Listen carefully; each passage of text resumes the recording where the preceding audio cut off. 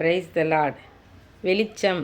நாம் எப்படி இந்த உலகத்தில் வாழ்ந்து கொண்டிருக்கிறோம், எப்படி வாழ வேண்டும், இவைகளை குறித்து நீங்கள் என்றைக்காவது சிந்தித்தது உண்டா?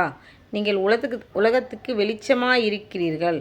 உலகத்துக்கு வெளிச்சமாக இருக்கிற சூரியன் இருண்டு விட்டால் மனிதர்களின் நிலை என்னவாகும்?